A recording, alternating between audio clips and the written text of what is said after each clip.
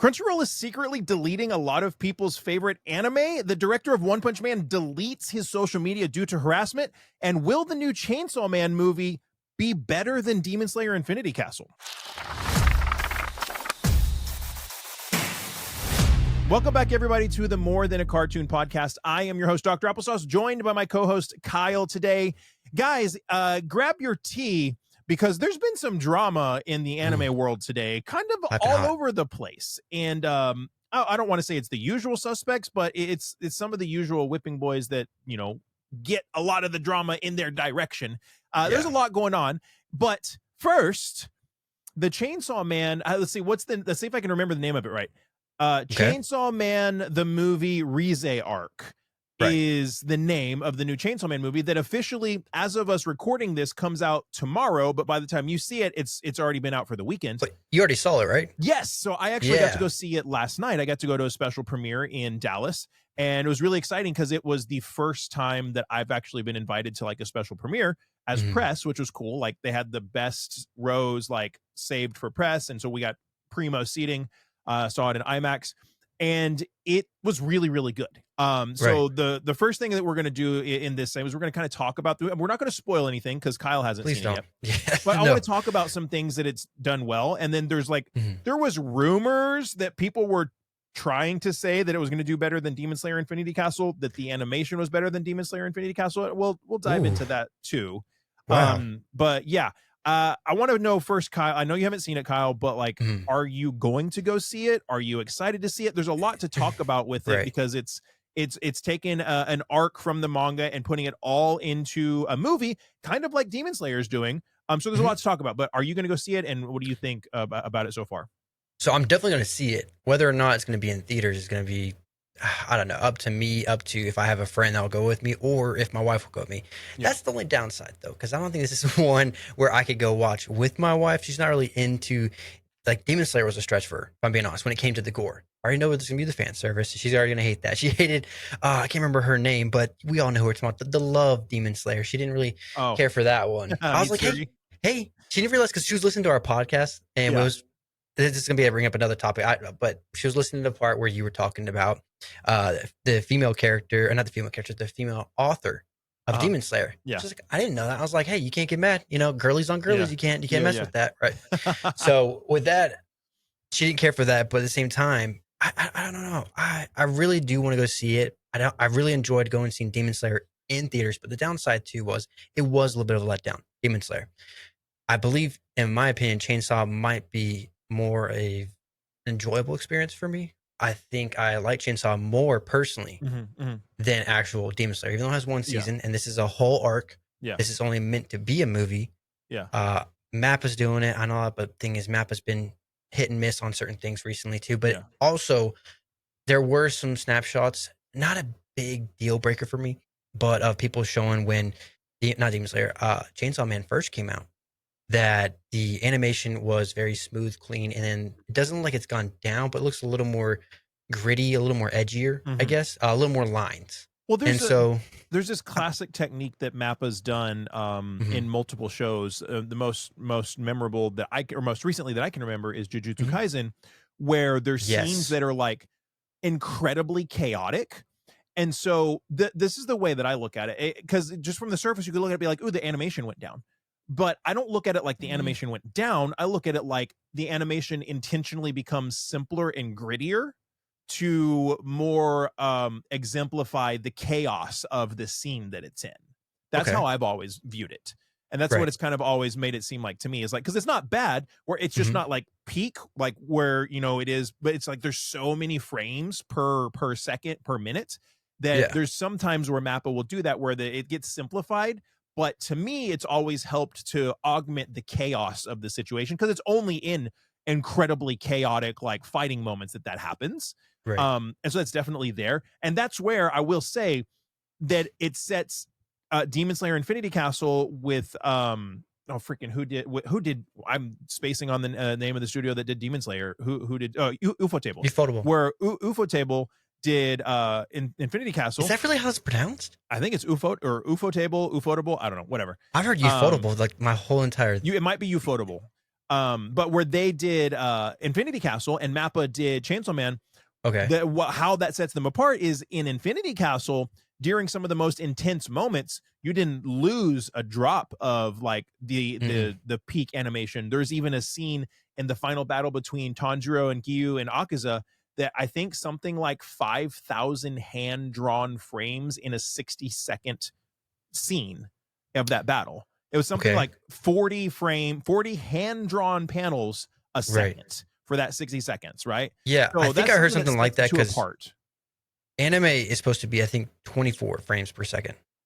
Originally, I think it's supposed to be that, but I think Demon Slayer is the one that's pushing it. We're not talking about frame rate like recording. We're talking about the amount of like hand-drawn frames. Exactly. So if you want to do it, there's like, I think there would be, for frames, that means it would be still images for that. So what it would be is like 40 images, like you just said. So it'd be 40 frames per second. It'd be 40 still images. So I think they automatically which is a lot.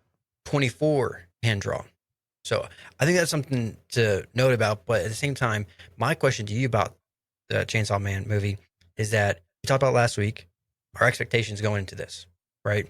Now, going into this movie, before your expectations, and now after the movie, where do you think your expectations lie? Did you hit it right on the mark? Did you like it? Did you get excited, or did you get let down? Pretty much is what I want to know. So to preface, I'd read the manga already, so I knew like what happens.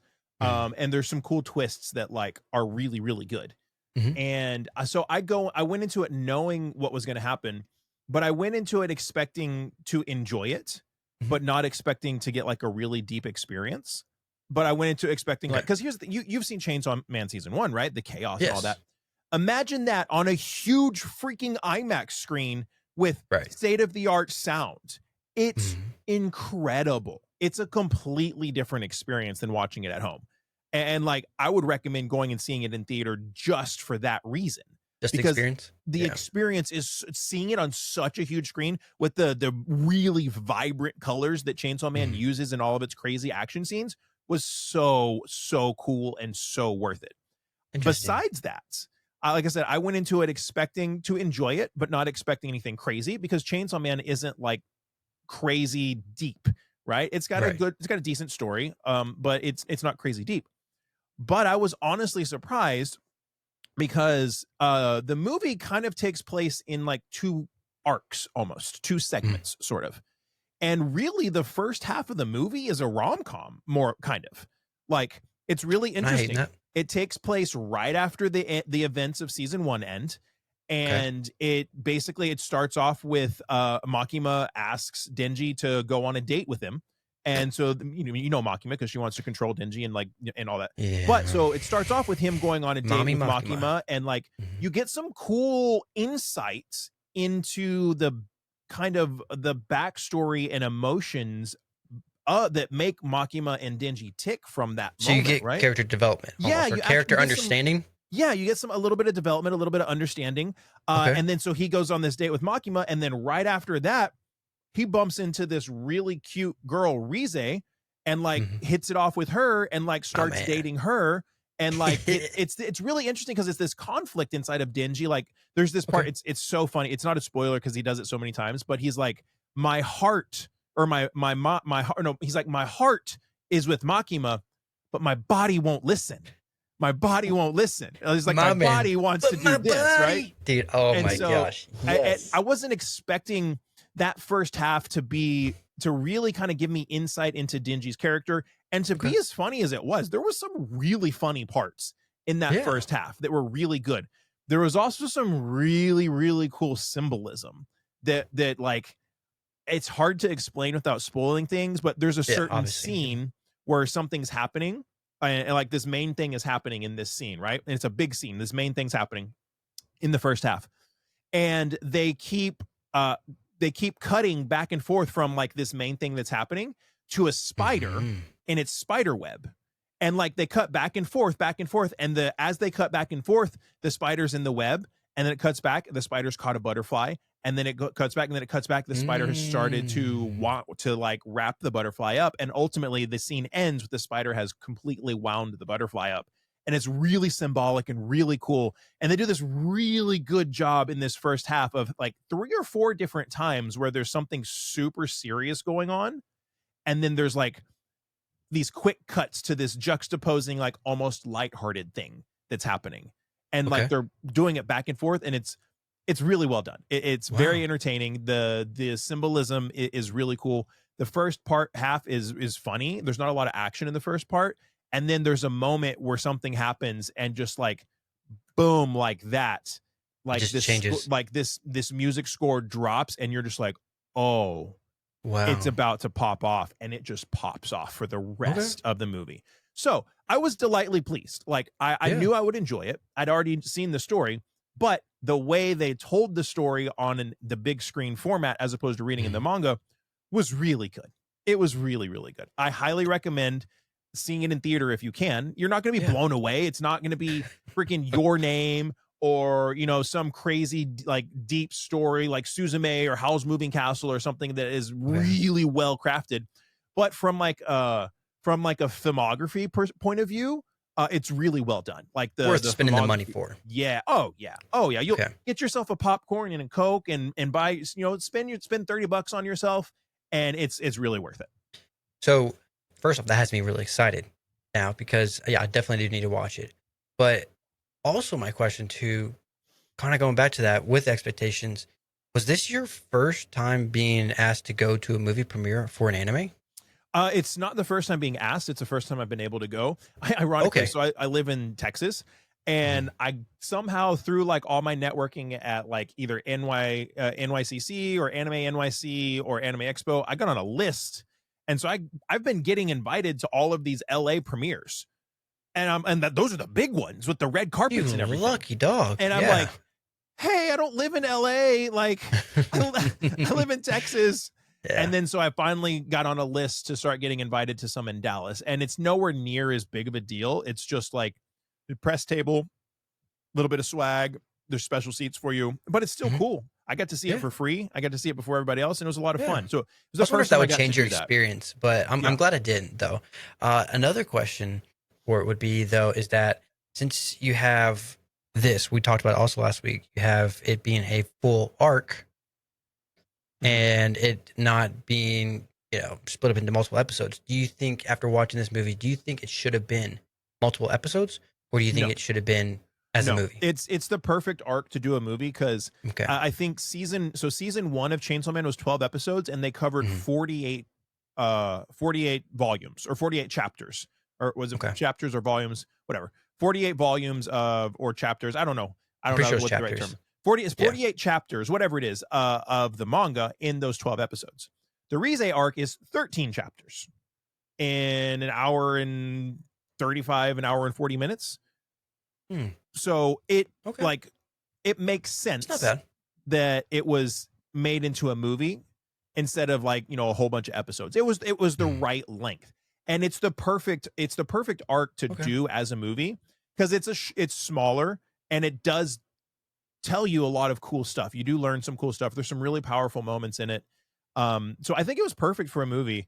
And like once it hits Crunchyroll, it'll probably just be on there as a movie. I mean, I can't see like the difference where I can look at Demon Slayer Infinity Castle and I can be like, oh yeah, this is where they'd cut an episode. This will be a whole Mhm. episode. This will be a whole episode. This will be a whole episode. This didn't have that. It was just, I mean, they could potentially cut it in the middle where that twist is and have it be like 2 like double length episodes. I could like maybe I could see that, but Okay. I think it was perfect for a movie. So you have the creators of Chainsaw Man. They come specifically to you, Will. They ask you, promote a video talking about this anime. How would you go about it? I'd probably say what I said in the video I made today. Just okay. That I'm gonna tell you to be honest. I couldn't watch it because I didn't want to get spoiled. Oh, I didn't spoil anything. Oh, you didn't? No, yeah, I intentionally didn't Well, I spoil anything. apologize, man. I need Yeah. to watch it then because I Yeah. tried. I tried to How make sure I dare you? watched yours. I'm sorry. No, I I would apologize. I, Yeah. I would say like that on the surface it seems like it's going to be a gooner anime because there's Mhm. there's some fan service in it for sure. But it turns out to be a lot more than that, and it's really well written. The way certain characters develop and the things you learn about certain characters, and like I said, the juxtaposition between like something severe going on and something like super lighthearted going on. Like there's this one part where Denji is like fantasizing about all of these different girls that he knows. And so he's daydreaming, and it's like they're all pink, wearing like lingerie, very much a fan. So like a 16-year-old kid's daydream moment, right? Sounds He's like my kind of daydreaming about movie. all of them, while somebody is like that he's waiting for is like being chased by a serial killer. And so it's Oh. going back and forth to him like salivating and gooning, right? And then back to like Yeah. someone that he's like waiting to meet up with being chased by a The serial reasons killer. why people hate Chainsaw Man, pretty much that right there. Okay, so after watching Chainsaw Man the movie, Raise Arc, what would you rank it? 1 to 10? Oh, man. 5 being like Mid. not good. Like I would watch it, but like whatever. 10 being like it, you know, made me blow my load. I'd give it a, oh man, I'd probably have to give it an 8. And here's why. Potential preload blow. Here's how I get to an 8, right? Get to an 8 Tell me. because I give it a 9 on like the badassery of the animation and the fight scenes. Okay. The fight scenes were so cool because it wasn't just like, all right, here's one fight, and then like for 45 minutes we're doing this, right? Mhm. It's like, here's this main bad guy, and then like here's a fight, and then they break off and run somewhere and try and get away, and the bad guy chases them, and then there's a fight ensues again in another area. So it's constantly moving. This fight is moving all over the city, and so it's like this one huge fight that takes place in all these segments. So that was really, really cool, and the animation was great. I give that a 9. And then the story, I'd give it a 7 because it surprised me with like how lighthearted and funny the first half was. Like I full on belly laughed multiple times, and it really caught me by surprise. So I'd give it an 8 for that. I'm a little more generous because I really enjoy a good like throwdown. Like I really like that. It's really fun for me to watch. And you other gave people Demon Slayer a what? I think I give Demon Slayer a 9. Okay. I'm just a bigger fan of the Demon Slayer property. That's That's my bias because I'm a huge fan of period pieces, and Demon Slayer is a period piece. And so that gives Demon Slayer a little extra edge because I'm just a fanboy of like samurai crap. Solid then. Yeah. But yeah, I'd give it an 8. Other people would probably rank the story, you know, maybe a 6 or a 5, and maybe the animation a 9 and end up giving it a 7, which I think would be fair. But like, to me, anything that's a 7 or above is a must watch. You should watch it. A 7 or above is totally worth watching. Yeah. For me, I think 6 is still worth watching, but don't expect too much. 7 is you should watch it. So I think that I got a poster too. Swag. Okay. Dude, did you get the Pochita? Little no. What's the Pochita popcorn thing? You know why? Tell me why. Because movie theaters are freaking stupid, and they put this stuff on sale Monday before the movie ever starts. Why did I say why? So flippers come in and buy it all and turn around and sell it because they're bums who don't have freaking jobs and want to flip popcorn buckets, get bent, and leave the popcorn bucket swag for the people that actually care about it. There you go. Man really wants his Pochita. Gosh. Okay. Well, speaking of getting bent, a topic that we have never ever talked about yet again. One Punch Man. Oh, we're gonna bend that one over again. Oh, we didn't even do it. It's not even us. I want to say this before we get into this topic. Okay, me and Will both said that before this anime came out, you should not attack the director. Yeah. You should not attack or the staff, animators. Whatever. Yeah. Nothing. You should never do that. Because these aren't the people making the choices to limited. To make this. They're just being said, limited. Here you go. Here's your project, and here's your resources or lack thererof. But before we talk about that big part, One Punch Man is still not doing great. Mm-hmm. People, the copium is so bad, and I'm gonna insult you, but like not insult you, or like understand my heart isn't to insult people, but it's gonna end up that way. But my heart is to like. But your mouth does. It's to like gently. It's just a little gentle, like just a little gentle slap, right? Buddy, like come on. Yeah. The copium is hardcore. Like I am a big One Punch Man fan, and there's a lot of other big One Punch Man fans out there, and so when somebody tells me I'm being too critical and that One Punch Man season 3 looks great, you're either stoned, you haven't watched very much anime, or you're such a One Punch Man stan that you're like borderline a One Piece fanatic that you just can't admit anything that's wrong, any fallacy in the anime. It's one of those things. Because or they could be watching it in Braille. I guess, right? I mean, because saying that the animation in One Punch Man season 3 is bad compared to other anime is not an opinion. It is an objective, measurable fact. Like, it is something that can be measured. It can be studied, analyzed, and measured against other sources. You can measure it against season 1. You can measure it against season 2. You can measure it against freaking I got reincarnated as a vending machine that has stellar animation that's some crap slop 3 manga. seasons. Yeah, and it's like, seasons. So when you say, oh, you can't say it's just your opinion that that the season 3 looks bad. It's not an opinion. It is a measurable fact. That being said, if you still enjoy it, dude, I'm happy for you. By all means. Awesome. Yeah. But the fact remains, it looks like somebody made it with Adobe Illustrator using PNGs just to like crop and animate a few things. Now, I will give you this. There was a decent fight scene in episode 2. Okay. At the end of the 22-minute anime, after 20 minutes of basically PNGs moving back and forth. But that fight scene looked good. Didn't look great, didn't look fantastic, but it was good. But I think the problem is that like you can't just have 20 minutes of terrible, like barely anything being animated and then have a 2-minute fight scene and say, that's okay. And that's what a lot of that's the biggest pushback that I get is like, well, maybe they saved the budget for the fights. Maybe they did. Which most do. Yeah, that's but fine, you can still like make the rest of it look good. Like there's ways to cut corners. So that's my soapbox rant about the preface, right? All that being said, news came out today that the director of season 3 was getting so harassed that he made a post that I'll be happy to read, and deleted his Twitter account, deleted his X account, and said, I have no plans in the future of ever making another one. Which I mean, is it's hard to think because wild. One, he set them like this was right here from the beginning. He set himself up.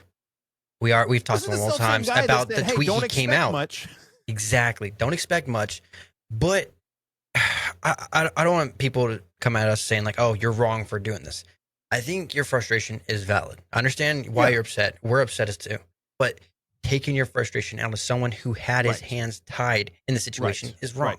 Notice, like I said, go after the studios. That whole rant that I just went on, if you're listening to this and you're somebody that's mad at me for not liking season 3, that whole rant that I went on, notice that not once did I insult the animators. Did I insult the director? Did I insult the staff? I criticized the work. I criticized the product. There's a big difference between criticizing somebody's product and criticizing somebody themselves. The difference where like, if you're listening to this podcast and you're like, hey guys, like that segment that y'all did, I think you could have done it better. It felt a little like disrespectful to me. Valid. Whereas if you say, you guys are garbage and you're stupid and you clearly haven't been watching anime because you don't think that this is actually good. Well, all things Will said to me behind closed doors. Right. And that's different. Right. So what Kyle was getting at is like, it's fine to criticize the work. Be mad. Right. Be mad. Fine to criticize the show. Yeah. Be mad, be upset. But you should never harass the people making like that's not going to help anything. In my mindset, it's kind of like when you go to a restaurant and you get mad at the waitress because your food sucked. What? The waitress isn't cooking your food. Yeah. What's the point? Not her fault. No. But at the same time, you take it back, you're probably gonna get your food spat in. So, you know, if you want some crappy anime, that's what you're gonna get, buddy. So the long short of it is the director deleted his X account, and like, there's been a lot of talk and like a lot of people talking about this, and I think that's fair. Like, it's gonna happen whether it's good or it's bad because it's a property that a lot of people love, right? But I think what's important is if you're going to criticize something, criticize the work. But there's people that were attacking and like saying terrible things About the to director. them about the director and all this, and like, as happens, because people are immature emotionally and they don't know how to like separate the art from the artist. I Mhm. think this might be a little bit of like a tangent, a little ADD moment, but like I Okay. think it goes both ways. Like, you got to separate the art from the artist, right? This is a concept that a lot of people don't understand. It goes both ways. In this situation, we have the art, which is One Punch Man, and the artist, right? Mhm. I do not like, and I'm very upset with the product, with the art that was made. But I'm not going to criticize the artists for doing it. Like, I understand their hands are tied. They're doing what Mhm. they're told to do with the budget that they have. And not to mention, JC Staff isn't really known for putting out animation of this caliber and quality. Like, so that's Right. from the jump that they were kind of at a disadvantage. So it's not their fault. Like, they're working. The director is an employee, and somebody above him says, here's this project and here's the resources, go do it, right? So we're separating the art from the artist in that situation, right? Whereas, bring up something else controversial, Rurouni Kenshin. Freaking love Rurouni Kenshin. It is one of the Okay. Where are you stories going that with got me this? to love anime. I have Rurouni Okay. Kenshin stuff over here. I absolutely love it. Very good. Yeah. I think it was the mangaka got busted for being a PDF file, and like, Oh, as have most do. Yeah. Yeah. having a bunch of like nasty stuff on his computer, right? People are like, Mm. how can you still love Kenshin? Because I can separate the art from the artist. I love the art and despise Hey, what the artist has done. Minecraft YouTubers. You still Dude, play Minecraft? yeah. Minecraft YouTubers. I mean, just saying. Yeah. So in that, that was like I said, that was a tangent ADHD moment, but same No, thing it here makes is like, sense. people don't know how to separate the art from the artist and Mhm. criticize the one that deserves criticism. In this situation, One Punch Man deserves the criticism, not the people that are just doing their jobs. Mhm. In the Rurouni Kenshin situation, the mangaka deserves the criticism. The art has nothing to do with it. The art can be appreciated for what it Mhm. is in and of itself. Mhm. And that's the problem here, is people can't separate that, and they're attacking the people. And people are like, well, you should be a man and own up to like the crap that you made. Based. I'll True. say that. I True. will agree. Yeah, But I agree with that. if they can't, or he can't handle that, what's the reaction?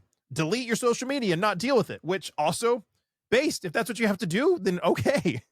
I mean, if you're trying to make a fire and you don't have any sticks around, what you got to be a man. Like, okay, I couldn't make a fire. I couldn't. You know, you can try every way possible to try to make a fire, but if you don't have like any sticks around, something that'll actually burn, you're not making a fire. Yeah. And if you're trying to make a good anime, that's what happened here. My question for this though is that, do you think deleting his ex Twitter account, do you think that was the right call? I think it's a way to distance yourself from the hate, Right. right? It's a way to like make sure that you don't go and engage with it. If you don't Mhm. have a Twitter account, you can't engage with it. It's an extreme measure, right? I don't know. Like I said, not It's trying what to was sound mean it's to the what's director right and for all. the This is just person. It in had to general have when it been comes what to was right for anybody. him. I think it's a very soft way of doing it.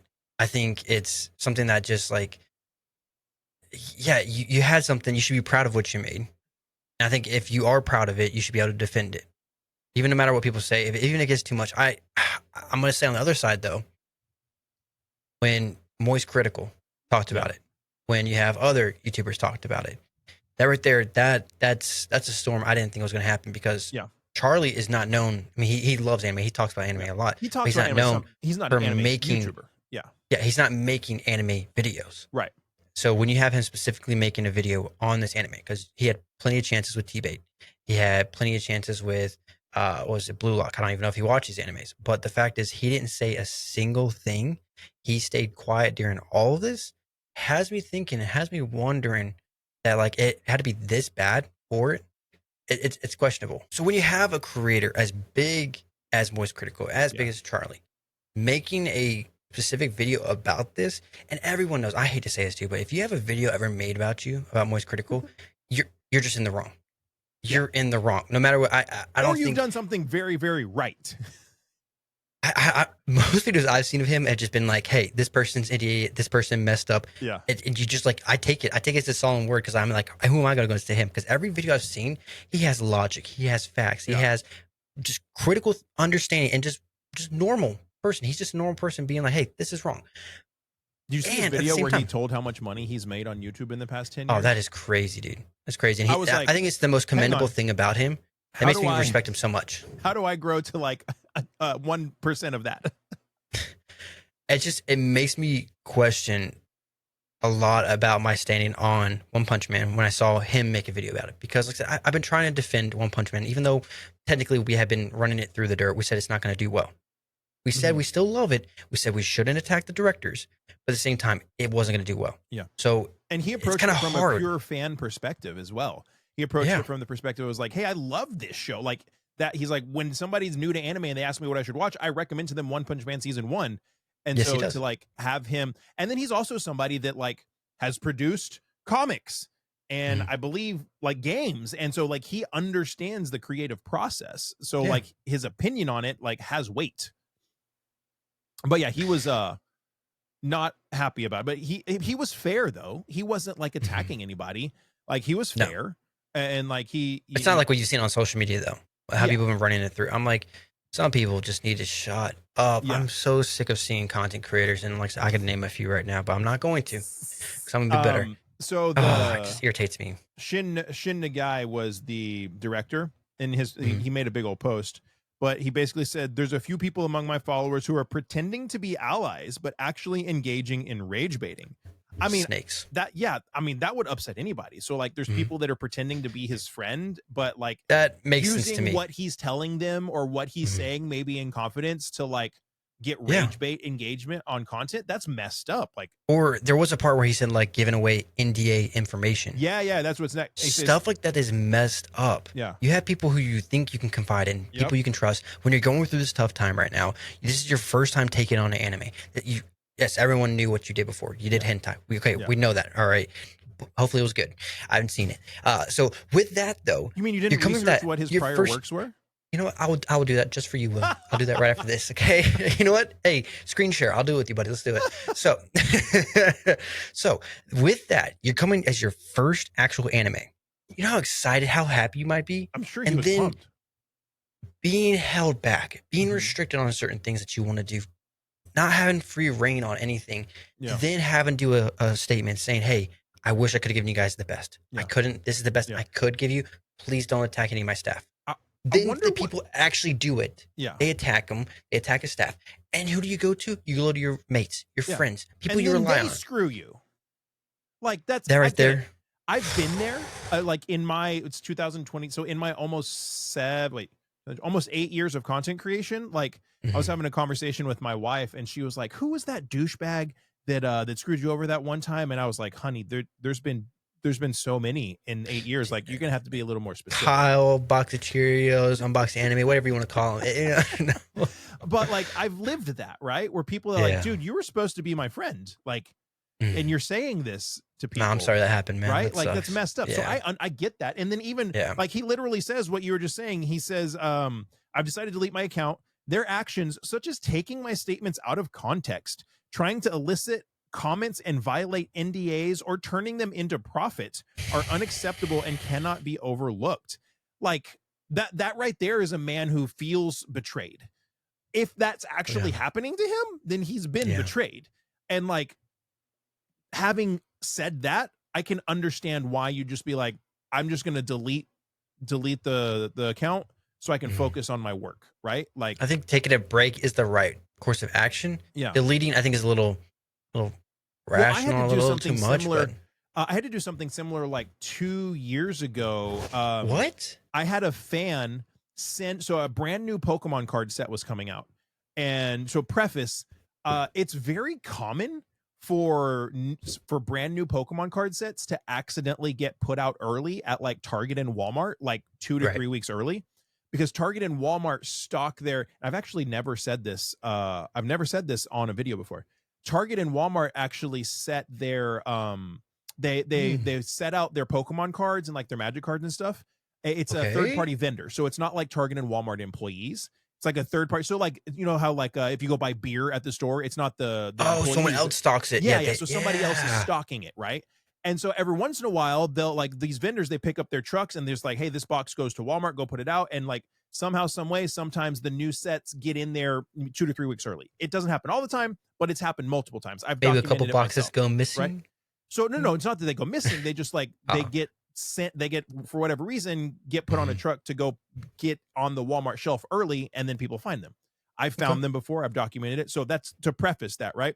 So this new set was coming out, and I had a viewer message me, and he's like, "Hey man, what are these hits right here?" It's not this, but he sent me pictures like, "What are these hits?"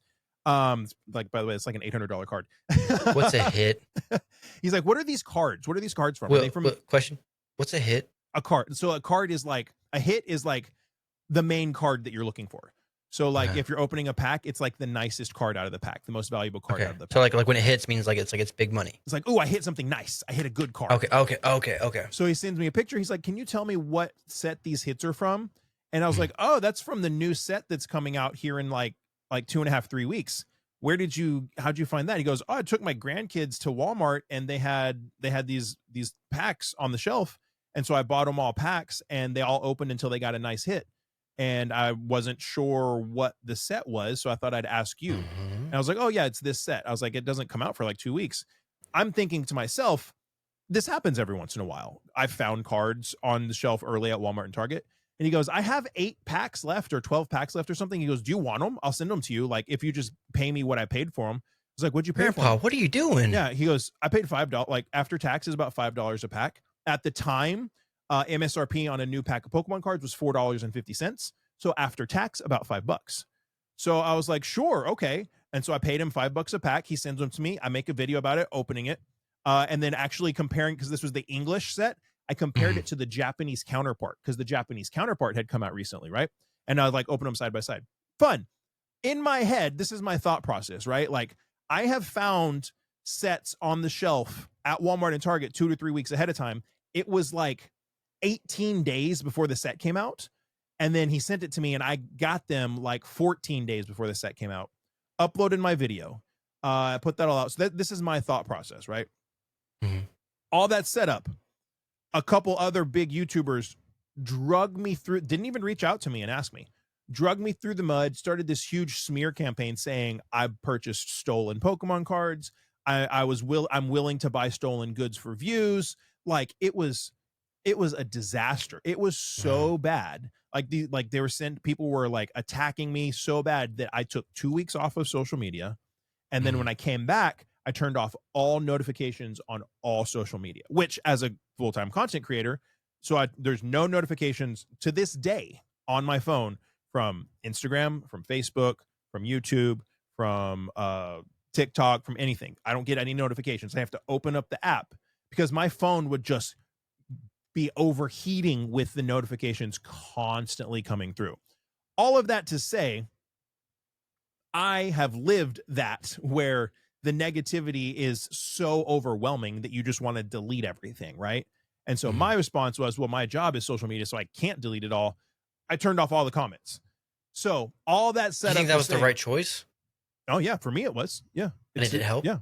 It helps. Okay. And now I have to be intentional about going in and like checking the things. It's really helped me, like, what's the important thing, like, to actually look at, right? And like, I've unfortunately had to become one of those creators that, like, I can't pay attention to a lot of comments. Sometimes I can, like, maybe the first hour after posting like a big video, I can pay attention. But like, I think the best thing to do is always get into, can't pay too much attention.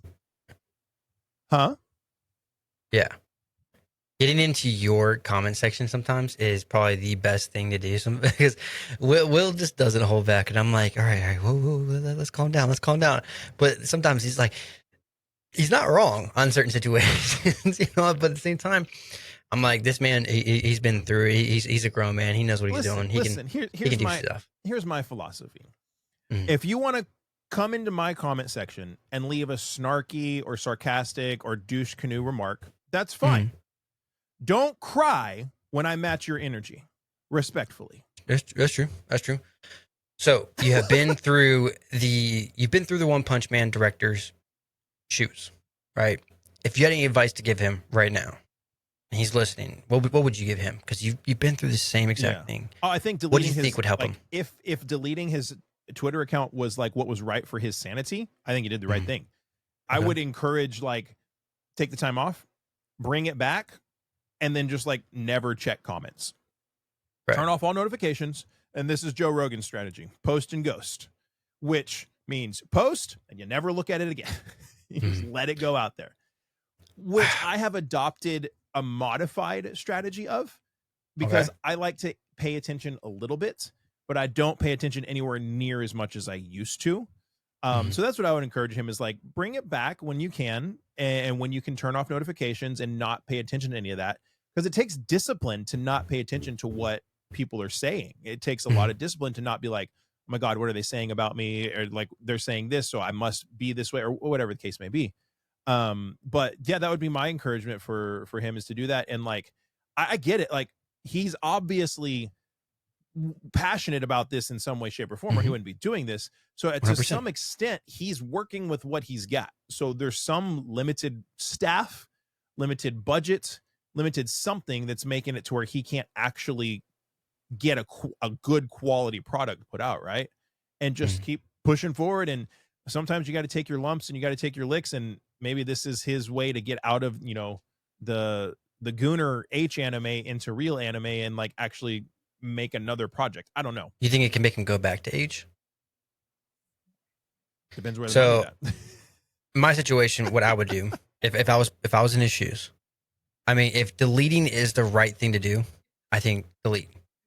But if I was to be like, if I was going through it, me personally, I wouldn't delete anything. Comment sections turning off. I've never been one of those guys. I've never been in that situation, so I don't know. I don't think I'd ever turn off my comment section. I don't know. I think I've been on the internet long enough. It doesn't faze me. Fair. But, I understand. I'm not saying turn off the comment section. I'm saying turn off notifications. But so I'm talking about like other content creators I've seen be in this situation. Yeah, like there's certain people. There's no, because you want the engagement. If you're trying to grow, you want rage bait me all day long. Thank you. No, not even that. Bad comments because you're helping me. I think it's the dumbest thing ever. I think it's the most narcissistic thing. If you're gonna post a video, this is not talking about the One Punch Man. I'm talking about this. I've seen specifically in my. I had this one creator in my head right now that got in some heat, stopped posting. All right, stopped posting for a little bit, then had to come out with all these videos trying to defend themselves, but then turn off notifications. Okay, made videos, whatever. Then came out with the half apology, if you want to come with that. You know, not really. Turn off notifications. Still posting videos on the situation, still posting something like that. You know what you're doing. We all know what you're doing. You're still posting because guess what? That video still gets you money. Yeah. Turning off comment section doesn't give you money. Yes, it helps increase engagement. It helps, gain followers. Shared and stuff like that, it's going to grow and it's going to pay. That is the most narcissistic thing right there. If you're turning off comments, that means you're not strong enough to face what you're doing, because you're either admitting guilt that you know you're doing something wrong. Right. And that's the way I see it. A reason why when I was going through that situation I went through, I refused to turn off the comments because I was like, I didn't do anything wrong here. And like, I've never made a video like addressing that, because that's what those guys want, is they want a reason to get more views and to talk more. It's whatever. It is what it is. But it's like, if I were to turn off the comments, it would be me admitting, oh, I've done something wrong and I want people to engage. Exactly. Right. So if I was him, deleting the account, if that's what he feels is right, that's fine. For me, I wouldn't delete my account. I wouldn't turn off my notifications. Well, notifications I could turn off. I meant comment section is what I meant. I wouldn't turn off my comment section. Honestly, I would just move on from it. If I made a video, someone didn't like it, if I was wrong, then of course I need to do what's right. But if I did the best I could on something, people didn't perceive it well, didn't like it, then go off in a different direction. That's what I would do. I would just completely forget about it. Like it never even happened. No. Just got to do the project and get done with it and then move on. Yeah. Because I mean, obviously this is his job. I'd love to interview the guy and be like, why is it like, I mean, there's NDA stuff that he probably can't even say, but at one point in time in the future, he'll be able to talk about it. Why was it so bad? Like, what was the actual reasoning that, like, all in all, you're going after the wrong person. Yeah. You're going after the wrong person. It's not his call. He's the one in charge of making it happen, but he reports to somebody else that says, here is the budget and the resources that you have. And that dictates, which honestly, I would have rather the actual like drawings been simpler and less polished and actually animated, Okay. That's just me, but well, so there's one anime actually, I just gonna throw this in here. One of my favorite animes that came out, it's an isekai. It's actually getting a season 2, and I really noticed very quickly that this anime throughout, they polished everything, just like you were saying. They polished everything. The characters looked really, really polished. Certain times, animation would be a little bit off, but then they were saving it for the fight scenes. Didn't really ruin the story to where like I brought it down. No, but the anime is I got a cheat skill in another world and became overpowered in the real world too, or something. One of those long isekai titles. It's getting a season 2. Been really excited about that. I actually really did enjoy it more than I was expecting to. You have a main character who glows up, who becomes overpowered and all that. Just everything he does, all the girls fall in love with him. It's just I don't know. The story was very simple, very easy to understand. So I didn't need extravagant animation. Yeah, but I just enjoyed it. It was fun. It was fun. So I'm glad it's getting season 2. So sometimes, yes, you can have a simple anime be good. Yeah. But in my mindset, though, I did think it was a little too polished. Yeah. And so when it comes to like, I can agree with what you're saying when it comes to One Punch Man having too polished. I can understand that. It's weird when it looks like the drawing looks so nice, but the drawing isn't animated. That's odd, right? It's strange. Yeah. And I think it's important, like, as we kind of close out the segment on One Punch Man, like, it's important to understand that the reason this is such a big deal is because of how popular this anime is. It's not like it's a brand new anime that nobody's like, I don't know, People is this care. gonna be good? It has a following, and it was season 1 was incredibly hype. It was so popular. It has it's a very, very popular mainstream title that gets this treatment, which is so weird. I think that's the biggest thing that people are confused about, is that it's not just some obscure rom-com or some obscure isekai with 45 words in its name, right? If it was something like that, people would be like, okay. But like officially, literally, 2 definitive statements. 1, him deleting his Twitter, One Punch Man is dead. I don't think it comes back from this. I don't see how it comes back from this. And I don't see why it would get another season with a better budget. Like, to me, this feels like hey, we have to do this project. Pull a TV. Yeah. 2, second definitive statement. We have had 3 horrible bastardizations of anime come out in 2025. List them off, Will. Was an absolute disgrace. Blue Lock season 2 was an absolute disgrace because season 1 was freaking peak, man. Blue Lock Near season perfection. 1 was awesome. So fun to watch. And yaoi, apparently, Will taught me that. Yeah, even though apparently it was yaoi, it was for, and I got corrected by somebody in our commenters. It's not for ladies. It's for people that like men. Okay. Oh, so it's BL. Fair. It's Okay. BL. It's BL without the. Wait, I thought yaoi was when it was. No, wait, no, it's when girls like to see the boys. Yeah. Yaoi is So, this. Yuri is this. Yeah. So we're doing a lot of hand gestures for those who are listening. Close your eyes. Earmuffs, or wait, cover your ears. Yeah. So yaoi is when girls want to see guys do. Yes. Yeah. Yuri is when I think girls want to see girls. The do correction this. that was made to me is yaoi is when people who like boys want to see the boy fan service. Oh, so it's for both. It's for people who like boys. Okay. So guys that like guys, or girls that like guys, or anybody that likes guys. My search history after this episode's gonna be crazy. I have to look up hentai. I gotta look up yaoi. Listen, I gotta look I'm up Yuri. Confused. I'm just a normal dude. Okay, I just like anime. I like anime. I like boobs, and I like video games, and I like bourbon, and I like Pokemon cards. Like, I'm a simple guy. I understand there's people out there that are a lot more complex. But anyways, yeah, Blue Lock. That sounds very misogynistic of you, though, Will. Apparently, we'll get to that in a second. I just had to. I'm Blue sorry. Lock season 2 was a disgrace, and One Punch Man season 3, 2025, disgrace. All 3 of those were so highly anticipated, and somewhere along something fell through the cracks, and they just flopped for whatever reason. They weren't given the resources, or they were. And I understand. I don't understand the intricacies of how all of it works, but like, why would you give T-bait to a studio that they're gonna do that to? Like, I don't understand. Like, is there not research done to like how popular this franchise is? And Blue Lock season 2, same exact thing. What the heck happened here? So 3 anime that really got the harsh treatment this year. And then also a little segue. We were talking about how Hiromu Arakawa wrote Fullmetal Alchemist, and how like some of the best anime stories out there were written by women. Last week's episode, and multiple times we've talked about this.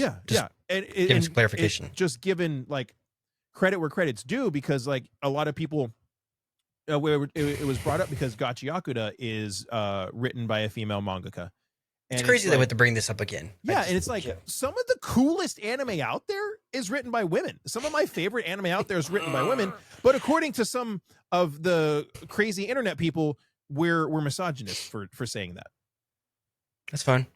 I'll take it. Whatever. I'll wear it as badge of honor. I'm not turning on my comment section though. Hiromu Arakawa is awesome for what she's written, and Rumiko Takahashi is awesome for making Inuyasha and Ranma 1/2, and Demon Slayer and Gachi Yakuda are fantastic and written by women, and that they can write better female characters than most dudes. If given those credits makes us misogynist, like I don't understand how listening to when you specifically said that the creator introduced something because she's a female, you know, if you want to call it, oh, it's misogynist, you know, because she was able to introduce something that us, particularly males, or me and you specifically, if you don't have to just be inclusive, just me and you, we didn't understand potentially, or bring a new light to something. Understand that perspective. How if we're like, hey, we really like that, you know, but also doesn't make sense. How can we be misogynistic if we both have wives? Yeah. You know? No, I'm just kidding. That's stupid. Okay. So anyways, that was our little rant for that.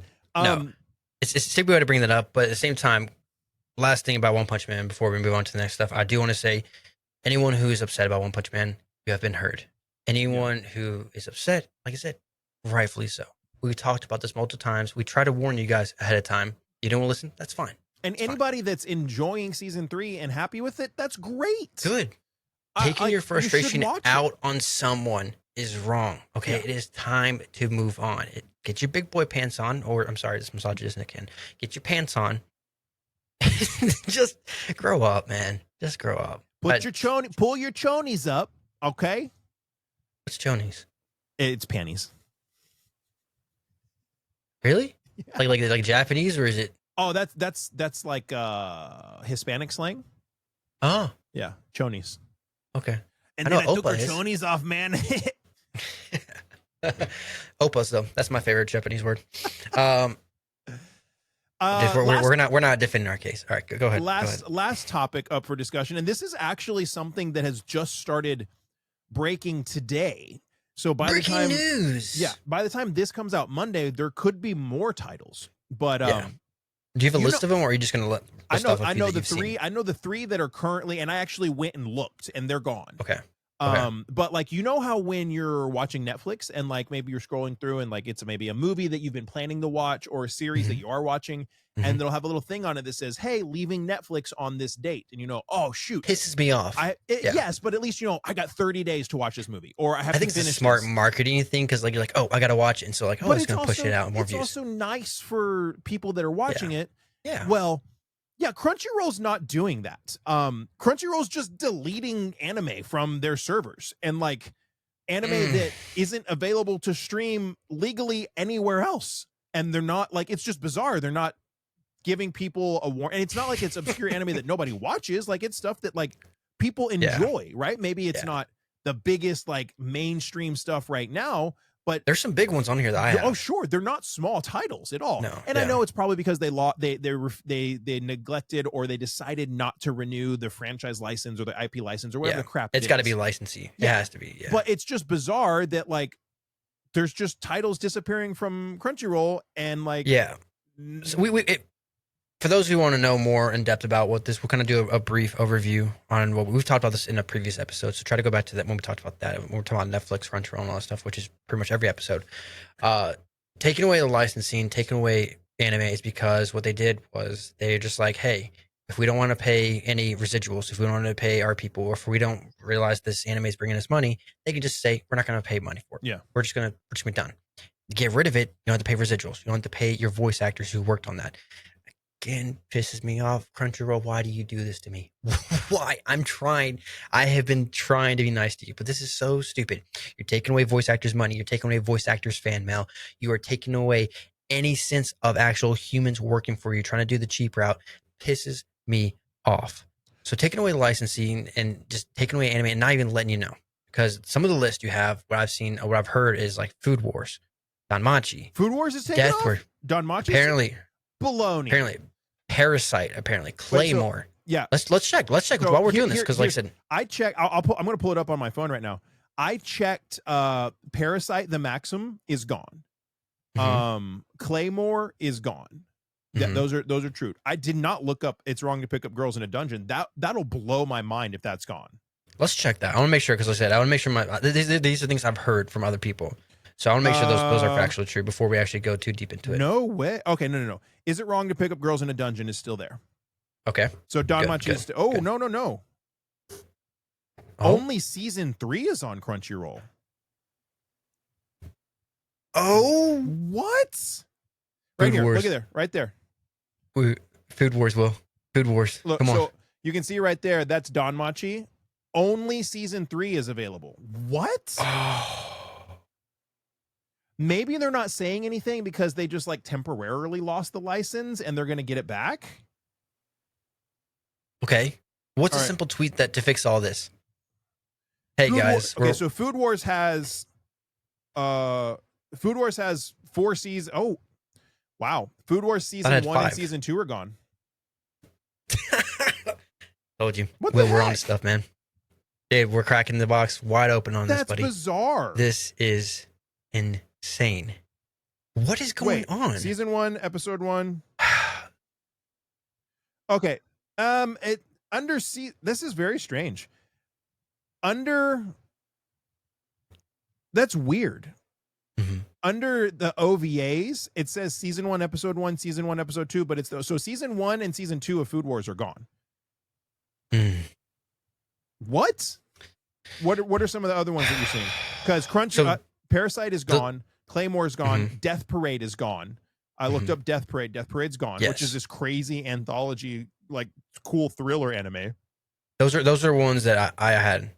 Yeah, those are ones I found so far that I have listed off on here. As well as Danmachi and Food Wars. I am dumbfounded that Danmachi has been removed. Like, that is what I'm saying? That is such a good anime. And like, it's not an unpopular one either. It's really, really popular. What would be and like you were saying, there's one simple tweet can like fix this, right? Because you know what's going to happen? People are talking about this, and you know what's going to happen is I'm going to make a video about it tomorrow. Like, what's going on here?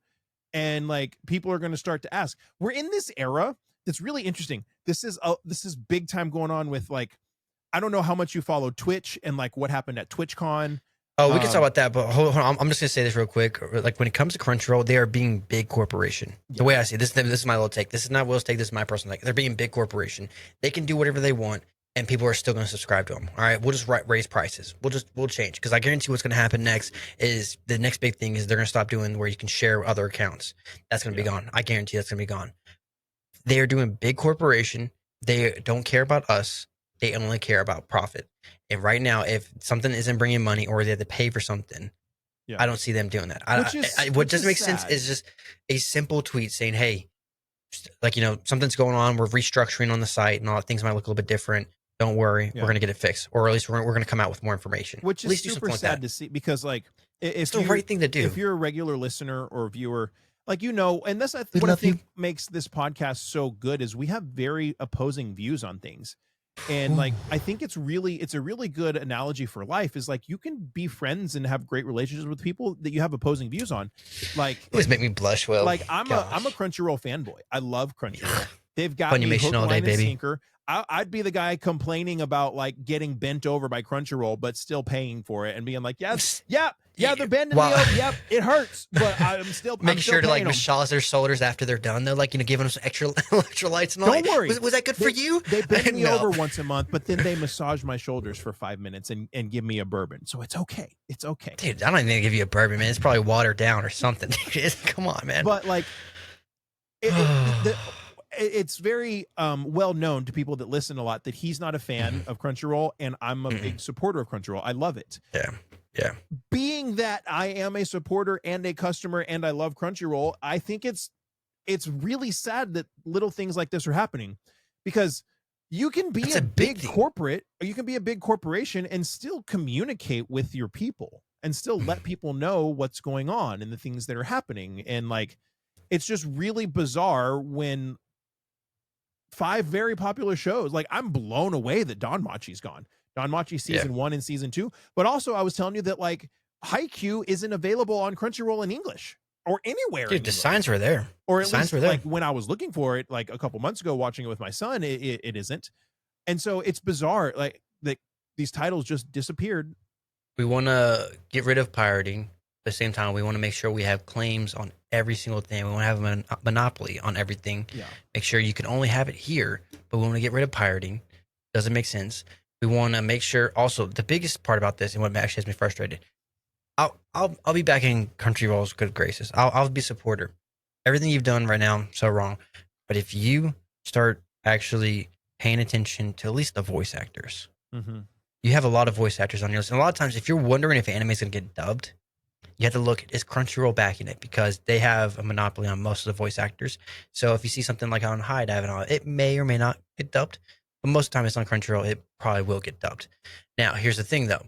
And the dubbing will pay probably your voice be very actors. good. Pay your voice actors. Give them their freaking fan mail. And make sure the anime that they are on, give them the residuals. Now, this is all speculation I'm doing off. But the signs are there, just like how the signs were for freaking One Punch Man 3. My speculation, if proven right, honestly, if they're doing this because of voice actors, because of residuals, because of payments, that's just, I don't know, dude. It's really hard for me to say nice things about Crunchyroll. I really wish I could. It would be a great side if they just fix these two things. Yeah, my thought and my speculation, and time will tell, but my immediate thought is that they lost the licensing temporarily for whatever reason, and they wouldn't say anything because they're like, we'll have it all back up and running in 2 weeks. And like little Sierra Mist action. Just exactly. From Sierra Mist to Starry, right? Like there's a little blip. Yeah. Just a little blip. Nobody has to know about it, right? Everybody knows about it now. That's Dude, my assumption. You know what happened, right? You know what happened? What happened? So the reason why Sierra Mist had to change their name is because I think it was like an NBA player or WNBA player had the name Sierra Mist. Yeah. And what happened was, I think she was making like OF content, or someone else was making Sierra Mist was making OF content, and they're like, it doesn't align with our brand. Can you cease and desist? Stop that. The person found out for a payday. Yeah, the person found out about this that they didn't renew their trademark. Bought the trademark, so they like had to get rid of all Sierra Mist. So they just turned it to Starry. They turned it into Starry. Exact same thing, but it's Starry now. So maybe that could be why Crunchyroll's not saying anything. I mean, you're that big of a company, people are going to notice. Yeah, it's just weird. And like, we're in this age where you want to buy Food Wars? We'll talk a little bit about something we weren't planning to talk about, and then we'll close it out. But we're in this age where like big corporate companies that actively pay creators are so like ignorant to the fact that these creators have massive reach. And if you try to cover something up, it's probably going to be found out and get maximum exposure, right? Stuff like what's going on with Crunchyroll, just these anime that have been removed for whatever reason. You have like on the other side, you have stuff going on with Twitch at TwitchCon, like one of the most popular streamers at TwitchCon. And I'm watching this unfold as somebody that has more experience attending, working, and running conventions than most people, right? Because I've been very lucky to see behind the scenes on how all this works at conventions, right? Let me tell you something. I'm not talking about anything. I'm not talking about any convention. I'm not talking about like, this is all hypothetical, okay? When you go to a convention, there's one person responsible for your safety. You. That is the only person you can rely on. If you're going to Six Flags or Disney World or Knott's Berry Farm or Harry Potter World or Anime Expo or any convention, and you're expecting the staff of that amusement park or the staff of that convention to keep you safe, you've put your safety in the wrong hands. Not to say that they can't, but you're the only one responsible for it, because it is hard to watch 50,000 people, right? And like, it's a controversial thing to say, and it's not meant to be controversial. It's meant to to like help you know that your safety is in your own hands. Thank God this streamer, Emiru, like understood that and took her safety in her own hands and had her own personal bodyguard, because like you have this situation. If she didn't, who knows what will happen, man? Yeah, who knows? You have this situation where somebody like they all these streamers were doing meet and greets. In order to go into the meet and greet, you had to be vetted and like have a background check. But you had a +1 that didn't have a background check. And long story short, a guy snuck in her line and surpassed all the other lines and just walked up in front of everybody and grabbed her and kissed her. Like, at least tried. I don't know. Did he make contact? Yeah. Oh, yeah. Dang. And then like her bodyguard gets up and like shoves him out of the way. And so all that to say, we don't need to get on the minutia of that, but like Twitch tried to downplay it and like not really give the accurate information. Like, oh, it wasn't that big of a deal. We caught him immediately, blah, blah, blah, blah.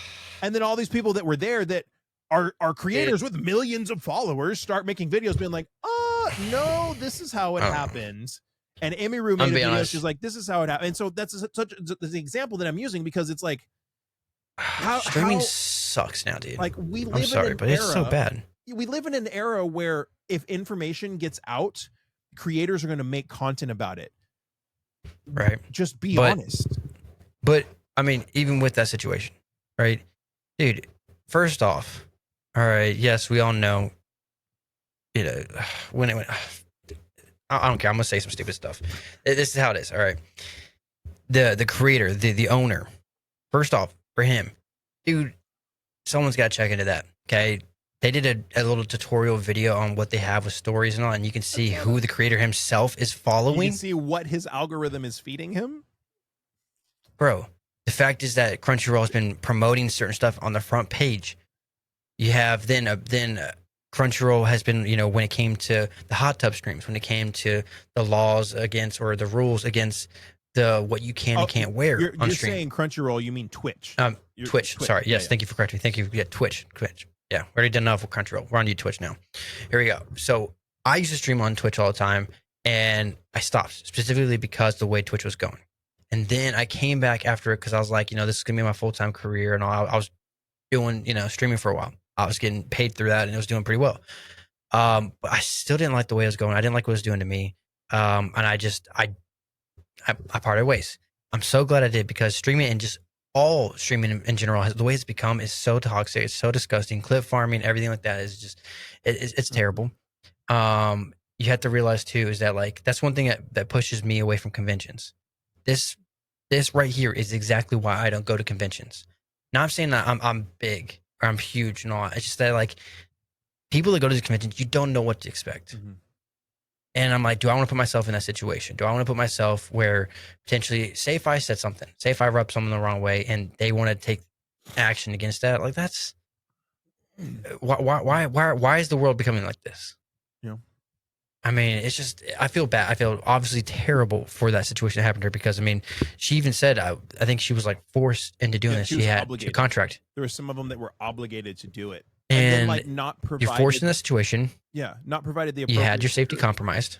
You had your body violated. And the fact is that you've seen and heard from multiple people telling you not to do this, not to do this, not to do this. Yeah. Other content creators telling you not to do this.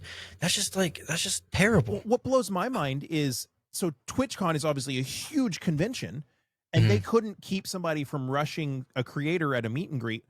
But on the flip side, like at Collecticon, like much smaller convention compared to TwitchCon, right? Like Collecticon maybe get 10,000 people on a weekend, and as opposed to how many people go to TwitchCon. But at Collecticon, at all of our celebrity booths, there's an usher, or I don't know if it's an usher or security guard or whatever, that's right in front of each line and like watching the whole time. Because I always go and have a staff badge, all access badge. So like I can go anywhere that I want. I can cut through the line. I can walk through the side of the line if I'm trying to get somewhere quick. Like maybe I need to go grab one of the voice actors to come for a panel, and I need to cut through like the main, instead of going all the way around to the side, I need to just cut through the middle of all the celebrities and get back there. I can do that. But like we have ushers at every celebrity line, and multiple times I've had people like grab me and be like, hey, what do you like? You can't go up. And they'll see my badge and they're like, oh, okay, you're like staff. You're allowed to do that. If we can do that at Collecticon, like, and you know Twitch has the funding for it. Yeah. So You've been it's just stealing it from bizarre. everybody's freaking 50%. Dude, I don't know, man. It's bizarre. That's And crazy. the whole reason of bringing it up is because with Crunchyroll making moves and not talking about, it's like we're in an era that big corporations can't make moves and can't hide stuff. Can't hide anything because so many people have such big followings. It's going to get out. It's going to get talked about. And the fact that you have these corporations that are still paying all these creators that don't realize the reach that these creators that they pay have, it's mind-boggling. It really blows my mind. And if you're taking offense to what we said, anything about tonight and all that, when it came to One Punch Man, Crunchyroll, or even Twitch, if you use any of those, or if you're enjoying One Punch, don't listen to what we say. We're just ranting about what we're upset about. And when I say about conventions too, at no point did we ever say you shouldn't watch it. We never said that. No, I'm just telling you what I'm frustrated about. This is me complaining about it. All right, this is me griping about it. And if you when it comes to conventions, though, that are grumpy and you want to watch what you want to watch, do you, boo boo? I'm happy for you. I'm not mad at you. But when it comes to it, conventions and all that, I would go to conventions. I want to go as like just an anime lover. I don't know if I'd be with like, booths or anything like that. So first of all, I don't think I'm that big, and if I don't think anybody would line up for that stuff, dude. As a creator, nobody would come to that. Personally, but I hate having a booth. I'd rather just be able to do my own thing and like walk around. I just want to enjoy it, man. I want to be with everybody. I want to experience it, So I'm really trying to figure out which convention I want to go to. I don't even know if I'll put it out there saying, "Hey, I'm going to that convention." No, I just want to I want to enjoy it. Go. Yeah. I want to see. Yeah. I don't know. It's been a great podcast, dude. It feels like we're just complaining all the time, but it's been a great podcast episode. I appreciate everyone being here and listening, watching. Definitely want to encourage you to follow and all. We try to post a new episode every Monday. So if you want to be here every Monday, I don't know. We got to figure out the times, because I'm thinking we should start posting in the mornings versus in the evenings. But well, I mean, our posting in the evenings is doing well. Like, do you like it? Do you prefer more in the evenings? Like posting, like the videos going up in the evenings? I'm doing it selfishly for me because I like listening to them on my way to work. So it's like for me, I was like, I want to listen to them Monday. I'm like, listen to it on their way to work. Exactly. That's what I do on Tuesdays. I'm always listening on the way to work. But so I think it's good. And it's like, and if you're listening or watching, like we post a podcast, like an audio podcast once a week, but on YouTube we have content going up on YouTube every day. And it's not a full-on podcast, but some type of video is going up every day on YouTube. If you don't want to watch the full podcast, at least watch the other videos then. Yeah. So we're excited. We're growing well. We're not going to get into any details, but we were talking about how like when we get to a certain level, we could open up a Patreon and start to do other content and other things exclusive for patrons, other fun things. When he says exclusive, he was talking about taking off clothes, guys. That's what he meant. What did I call it? I called it every 1,000 you take off freezing clothes. Sub poker. No, strip sub poker, something like that. Every 1,000 Patreon subscribers, I'll take off a shirt. I mean, I'm all tatted up, so who cares? But we're not really gonna do that. Okay, that was a joke. What? All right, Will, don't tempt me with a good time and take it away from me. Okay, you ding like carrot right in front of me. Once we get monetized and stuff, and like feel like it's the right time to open up a Patreon, more episodes. Yes, we'll have some more content. We're not going to take away anything that we're doing for anybody to enjoy for free. Like we would just start adding other things. Like I said, we're putting content out every day almost. We're not going to take any of that away. We're not going to paywall any of that. No. We would just start doing special live streams. Here's the understanding. You want more episodes? We'll give you more episodes. All right, just gotta follow, gotta subscribe. All right, because I want to get to a point where we can do potentially 3 or even 5 episodes a week. Then I'm probably 3. I want to get to a point where we have a big enough Patreon following that we can be like, hey, we want to go to Anime Expo and pay for that whole damn trip through our Patreon, and while we're there, make 5 podcast episodes with special guests, because everybody that's anybody is at Anime Expo. What I would rather just use the Patreon money for is be like, hey, I want to, because you have to pay for guests and all. That's what I'd probably do. I'd be like, hey, if I want specific voice actor, if I want specific people and all, I'd be like, fair, get guests on here. That's how everyone else does it. But for my situation though, on this, like I said, you want more episodes? We'll give you more episodes. We want to. It's just we're limited on time. We're limited on resources at our ability right now. But just being here right now, just keep doing what you're doing. Yeah, that's the thing. It'll happen. Watching the videos and engaging in them is the best thing that you can do. Listening, following, all that. That's all we can do, and that's the biggest thing you can do.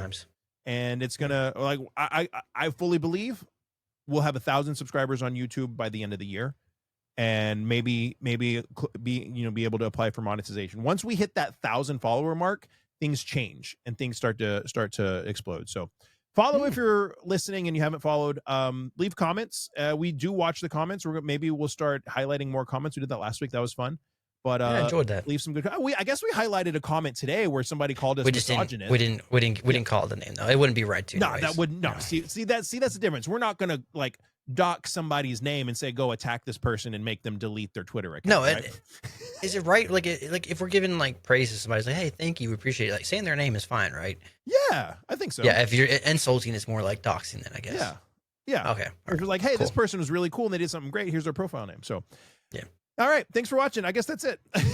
That's literally our thought process, dude. Like literally, they're so ADHD. Where were we going? All over the place. But all right. We'll see you guys next week. Bye. Bye.